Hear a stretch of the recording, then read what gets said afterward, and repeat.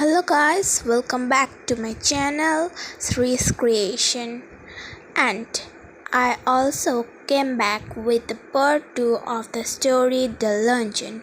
So let's start the story.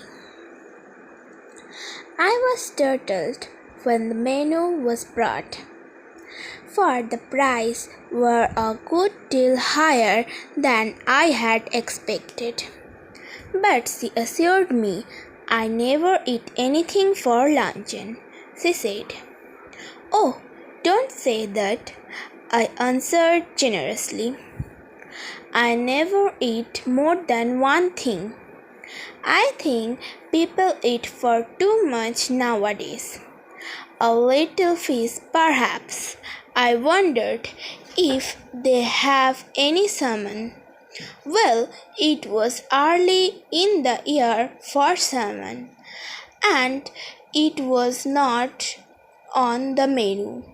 But I asked the waiter if there was any.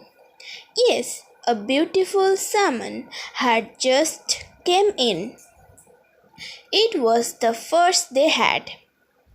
I ordered it for my guest. The waiter asked her if she would have something while it was being cooked. No, she answered. I never eat more than one thing, unless you have a little caviar. I never mind caviar. My heart sank a little. I knew I could not afford caviar, but I could not very well tell her that. I told the waiter to bring caviar. For myself, I chose the cheapest dish on the menu, and that was a mutton chop. I think you are unwise to eat meat, she said. I don't know how you can expect to do work after eating heavy things like chops. I don't believe in overloading my stomach. Then came the question of drink. I never drink anything for luncheon, she said. Neither do I answered immediately. Except white wine, she continued, as though I had not spoken. These French white wines are so light.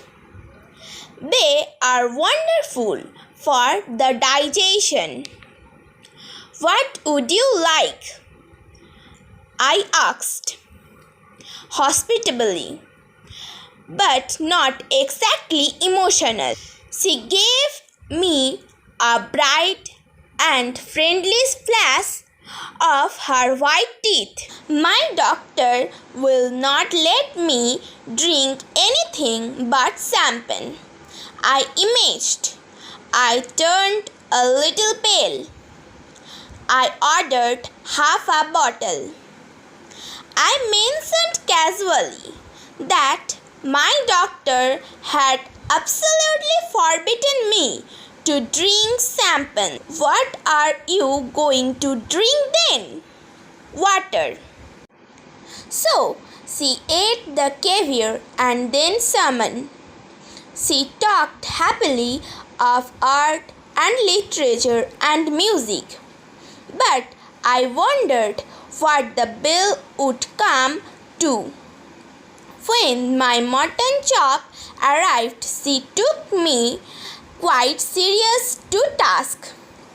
I see you are in habit to eating a heavy luncheon. I am sure it is a mistake. Why don't you follow my example and just eat one thing? I am sure you would feel so much better for it. I am only going to eat one thing, I said as the waiter came again with the menu. She waved him aside with a airy gesture. No, no, I never eat anything for luncheon, just a bite. I never want more than that. And I eat that more as an excuse for conversation than anything else. I could not possibly eat anything more unless they had some of those asparagus. I should be sorry to leave Paris without having some of them. My heart sank.